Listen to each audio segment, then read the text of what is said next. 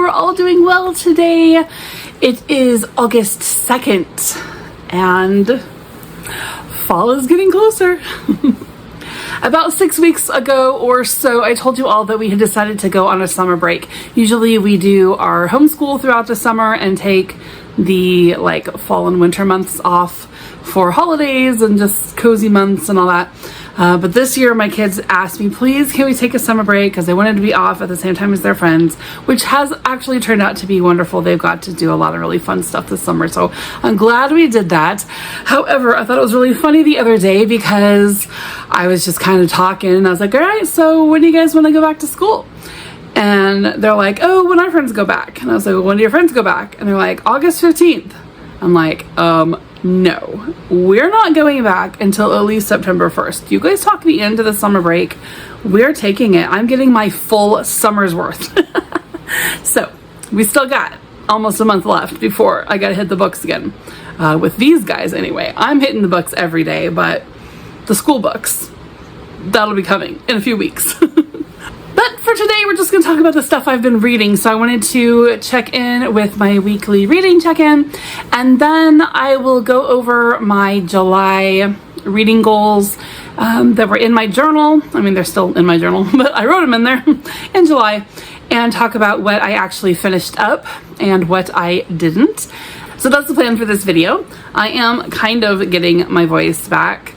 But all these little edits and weird bumps and things, bumps and jumps you're gonna find in this video, that's me editing out all the coughing. You're welcome. All right, so first up, Mansfield Park. I did finish it. I gave it 3 stars. And I think that if I were to think back on my experience with Mansfield Park now that it's been a week since I finished it, I would probably give it 4 stars, but I think it's because of the experiences that have come after I finished the book, so I'll get into that. This reread did need to happen. It had been 16 years since I had read Mansfield Park. I didn't realize that it had been that long. So I can guarantee you I did not know what was going on when I read this the first time, because that was long before I had ever gone to England or studied heavily about Jane Austen or really understood anything about this time period at all. It's safe to say that what I remembered about Mansfield Park was maybe more of just things I had picked up in other readings that referred to it, and just other things that I'd heard and people said and whatever. And very few memories were actually from the book itself. So Mansfield Park definitely has merit. It's definitely a valuable story. It was clearly an important story to Jane Austen because when it didn't sell very well the first go round, she paid money out of her own pocket to send it on a second go round, which it also did not do very well. It ended up costing her a lot of money. But it was important to her, so, you know. I think that Mansfield Park is just kind of tedious. It's kind of like, I feel about it the way I felt about Evelina by Fanny Burney when I finished it. There was just so many words, but so little action. It was a long story, but it didn't really, there just wasn't a lot going on, right? And I think that's kind of how this is. There's just not a lot going on in Mansfield Park, really. Of course, there's a plot and all that, but it's just, it could have been way shorter. And I will come back to that point about it maybe being better, shorter. One of the things I kept thinking about as I was reading this was I was kind of pulling out commentary that I had heard over the years, just different things that people had said about this story, and comparing what they had said to what is really going on here. I've read a lot or heard a lot of people say that Fanny is an abused person. She's neglected. She's not treated well. She's an outcast. She's a black sheep. She's not, guys. She's not. Of course, her family would have favored their own natural born children over their foster, daughter, niece, whatever. But it wasn't over the top. It wasn't bad. The characters that we love to hate in this story, they treat everybody the way they treat Fanny. It's not just because it's her, it's because it's them, right? It's really about their problem and the way that they are. She's not giving, maybe the same status as the other children, and adult children in the story, but that doesn't equal neglect. That's not abuse. That's just normal. I mean, the class system was very important and very much held to, so that just makes sense. That doesn't mean she was neglected. The Bertram family was actually very kind to take Fanny in. When we look at this from a 21st century perspective, okay, maybe she had a little bit of lack of freedom and personal agency, but that doesn't mean that she was abused, right? I don't think that Fanny was treated any differently than anybody else, really. And many times in the story, Fanny's character and morals are actually praised. So that's kind of debunked. I debunked that myth even further in my Goodreads review with spoilers if you are interested. One of the things that I've heard or read people say is that Fanny didn't get the same opportunities as the other, as the Bertram children did. She didn't get to go to balls or parties. She didn't get invited to go out riding or this or that. All right. If you actually read carefully at the very close to the beginning of the story, like when the Crawfords first appear on the scene, there is a very clear conversation that establishes the fact that Fanny is not yet out, right? So there was a thing clear up to modern times about, the young women coming out, and when they were out, that means that they were eligible to be courted, that they, could spend time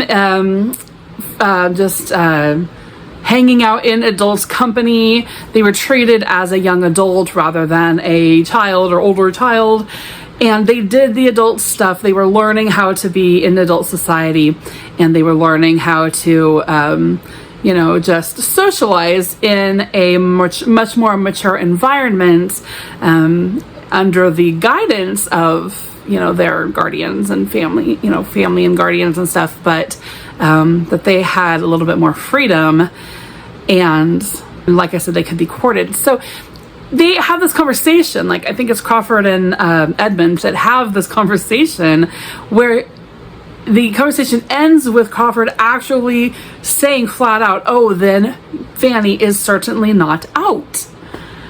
So she would be expected to not be invited to this stuff. She's not out yet. She's not supposed to be doing that stuff. She's basically still seen as a child, even though an older child, under the authority of the guardians of her family. Everybody knew that. Nobody invited the young people who weren't out yet to go out because they weren't out. It wouldn't have been socially acceptable. But at one point in this story, they do have a great big coming out party for Fanny. And then she is out. And then everybody invites her to everything. So it's really just, I think, all of this is really just people trying to put 21st century norms onto an 18th century story. And it just doesn't work. But the more we learn about the differences between the centuries ago, the more we understand the stories better, right? I got a ton of thoughts on this story. You can read them all in my Goodreads wrap up. But one thing I do want to say is immediately after reading this, minutes later, I pulled up the Billy Piper version, the 2007 version of Mansfield Park, and watched that. And it was like a whirlwind. And it probably wouldn't have seemed that way except for the book just puttered along so slowly. And that version, that movie version, takes every great part of Mansfield Park, all the important parts, all the best parts, throws them all in a jar, shakes it up vigorously, dumps it out on the table in a sort of disorganized way, and puts it all together in a film, and it's brilliant. It was fantastic. It does feel like you are just rushing through the story when you watch this movie, but I don't know if it always feels that way or if it just felt that way for me because I had just gone through it so slowly. But I loved it. I loved the way that movie turned out. I get it that people comment on the hair, comment on the costumes, comment on the scenery, comment on everything, but I just love it, and I love Billy Piper, so I thought it was fantastic. Doesn't always have to be historically accurate. I know that I just ranted about the hair and the new Sense and Sensibility, but It's okay for me to be a hypocrite. Moving on, I next read Vittoria, Cottage by D.E. Stevenson. This is another one of those books in the Furrowed Middle Brow series. I did like it okay. I gave it 3 stars. I will definitely read more by this author, but this particular one probably won't end up being one of my favorites. It was pretty predictable. I didn't really like how the ending was done. The story is just kind of a slice of life story about a widowed woman who has adult children, and she's just living in her cottage, just doing her thing. And one day she meets a guy and they become good friends. And so then there's that. So there's that whole line. And then there's another line where this woman's sister comes from the city to come stay there at the cottage. And I don't know if she's helping or she's just kind of hanging out, but there's that whole storyline. And then there's some storylines with her children. And one of the things I didn't like about the story is there are like some random like moralizing or political sort of like just speeches randomly throughout the first like 2/3 of the book, and it just really pulls you out of the story, because you know, like if an author's writing a story, they can make political points or moral points or whatever, but a lot of times they do it through the actions of their characters, and it's kind of subtle and you just kind of get it, and it causes you to kind of stop and think and all that. In this case, it's almost like they just like stop the story to like hold up a sign.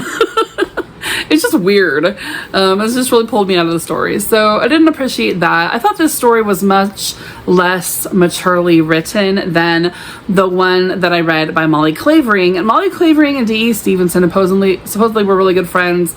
I don't know. I think there was an age difference there, but I think it was Molly Clavering that was the younger one. I could be wrong about that. But Molly Clavering's story was much more maturely written than this one. So I'm not going to... I've heard a lot of good things about D.E. Stevenson, so I'm not going to judge her by this one story. But this one story, I didn't so much like. I didn't hate it. Like I said, I gave it 3 stars. It was okay. But, well, not one of my favorites. Content warning on that one, there was just more profanity than I would like for something that's supposed to be just kind of like cozy and gentle. Which I'm not saying that book said it was going to be cozy and gentle. It's just that's what I was looking for. So there were some profanities in there, but you guys know I don't like those. Other than that, it was a good book. All right, and then finally I read this, The Orchard by Beverly Lewis. I used to eat up Beverly Lewis's books. Every time they came out, I would just buy it on the day, like devour it that night. I loved these books. I kind of come away from it a few years ago, partly because I had just become really desensitized to some stuff, and so the last few years I've been working on sort of like rebuilding that sensitivity and enjoyment of just simple, happy stories, right? But also partially some of hers weren't, they were getting kind of, I don't know if she got some help lately or what, this might sound horrible, but like some of those books maybe written like in the last like 10 or 15 years, some of them are just kind of hit and miss. So I just wasn't enjoying the writing style anymore. But this particular one I really did like. It was a good story. It takes place during the time of Vietnam, and most of the Amish people, they will register as conscientious objectors, which means that they don't want to be a part of, you know, the fighting. They don't want to be put into a position where they are going to kill someone.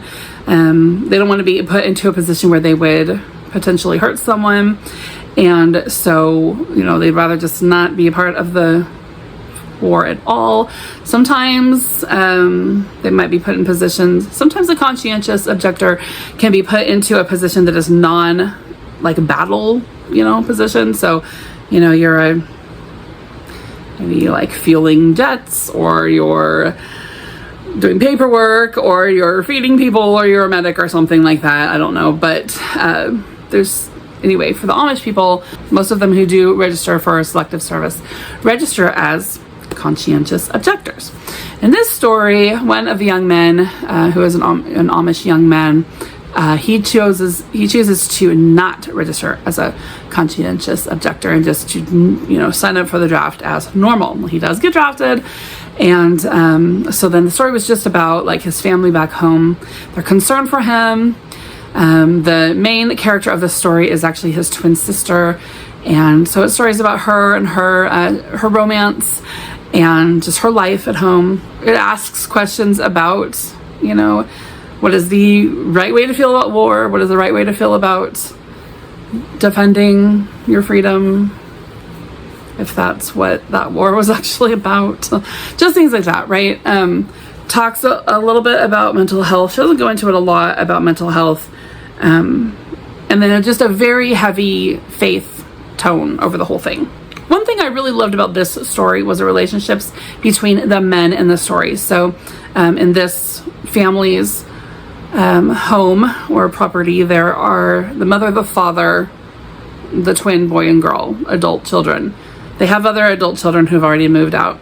And then the grandfather, so the father's father.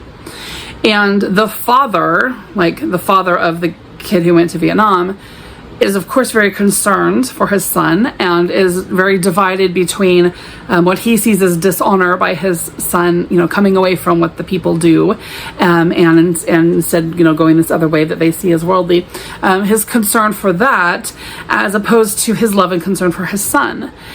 And never in the story do you see him talking down his son, you know, insulting him, arguing with him.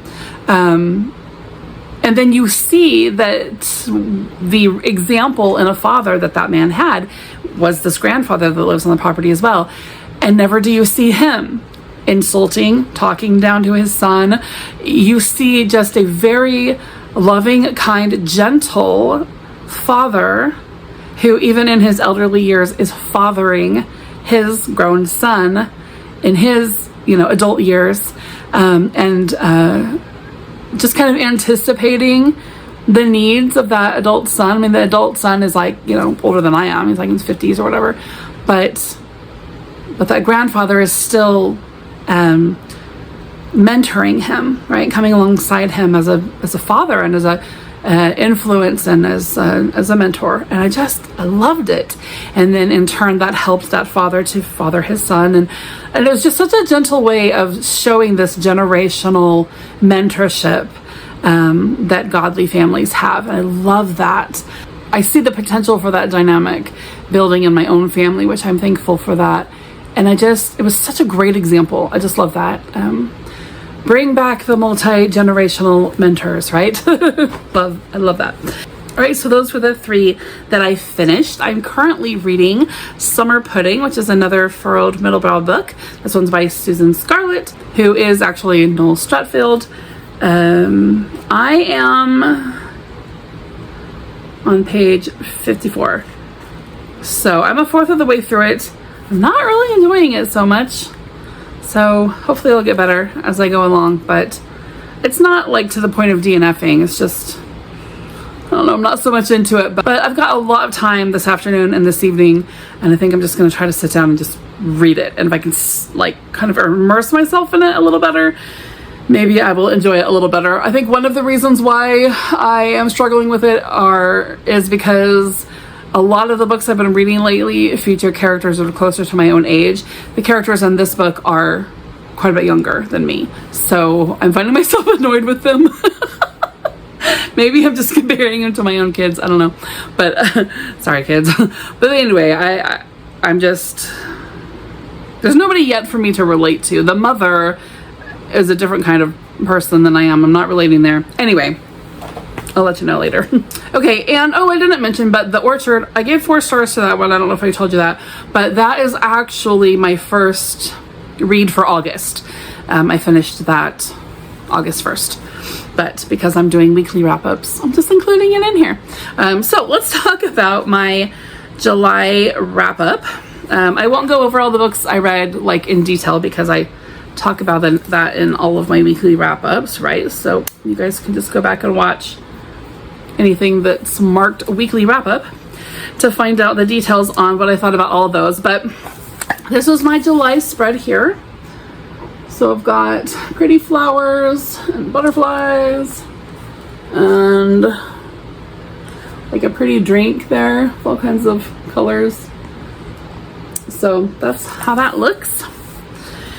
All right, so the first thing I've got listed in here is Jane Austen July. So my goals for Jane Austen July was to complete all of the prompts, which I did not do, but let's go through and see which prompts I did complete.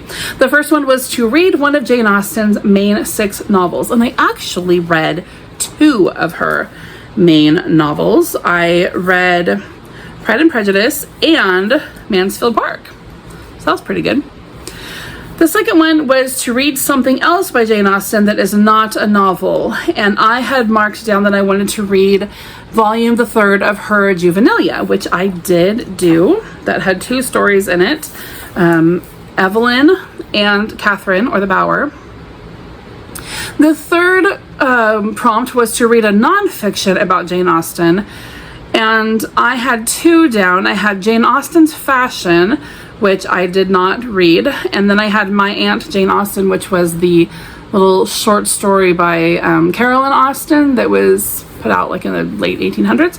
I did read that, so check that one off. The fourth one was to read a retelling or a historical fiction, related to Jane Austen, and I had 2 down. I had The Fatal Unpleasantness at Netherfield, which is number 5 in the Claudia Gray mysteries, which I did read that. And then I was Jane Austen's best friend, which I quickly DNF'd without regret.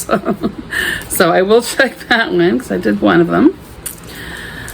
The next one was to read a book by a contemporary of Jane Austen. The book I wrote down was Percy by Hannah More. I did not read that one.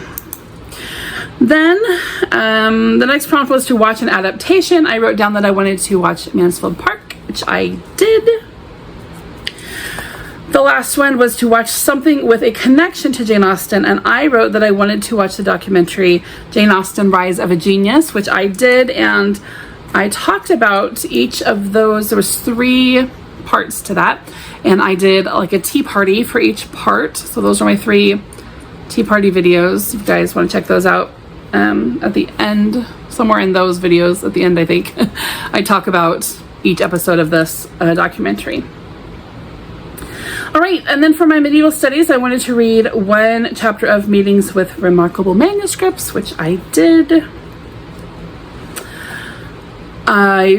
2 books I wanted to read and did not get to, but hopefully I will for August, were the books on Kate Greenaway, her biography, The Life and Works of Kate Greenaway, as well as one of her books of like drawings and rhymes, and that is Marigold Garden. I didn't read either of those. And then finally, the book About Time, which is the history of time and 12 clocks or something like that. And I did read the chapter and intro on that. So I did pretty good, other than the 2 Kate Greenaway books and the play Percy by Hannah More. I completed all of those goals. And also read 5 other mood reads. Castle of the Wind by Christina Baehr. Yours Till Niagara Falls Abbey by Jane O'Connor. Mrs. Lorimer's Quiet Summer by Molly Clavering. The Blue Castle by Ellen Montgomery. And Vittoria Cottage by D.E. Stevenson. So that was a pretty successful July. I am feeling pretty good about that. All right, so that is my weekly wrap-up, my July wrap-up. We are in August, which is mostly mood reading for me this month, and I'm just so looking forward to everything. Everything. I actually have a little trip coming up, which was very unexpected. I don't know why it was unexpected, because I knew this was happening, but anyway. One of my daughters is going to go to a ministry camp in Hot Springs, Arkansas, which is probably like 3.5 hours from me. She went last August, this exact same weekend, so I don't know why it surprised me when my husband was like, "You're gonna stay there for the weekend with her, right?" And I'm like, what? I don't want to stay away for the weekend. And I don't know why, because last year when it was time to do this and I stayed up there for the weekend, I really wanted to. I rented a hotel room at a historic hotel, and I did make some videos from that for you guys, but I don't know, for some reason this year I just don't want to do it. I don't want to stay out there. I don't know why.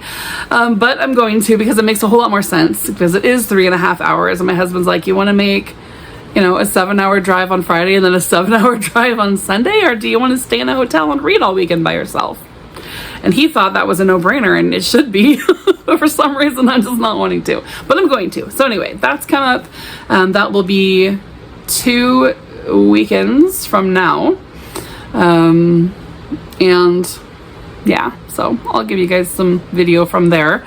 Besides that, I don't have like anything going on. And I'm kind of happy about that.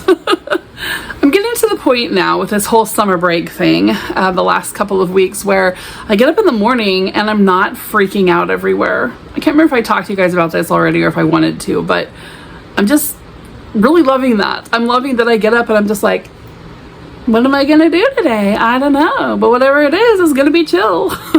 Just so happy about that. And I really think that I can carry that into our school year as well. Like, there is no reason that I have to rush everybody out of bed at 7:30 a.m. like I used to when I was homeschooling 9 kids at the same time. They can probably just get up when they get up, as long as they get their stuff done right. I don't know. Maybe not. I don't know. Anyway, just babbling now, guys. I hope you're all doing well. I'll talk to you soon. Bye-bye.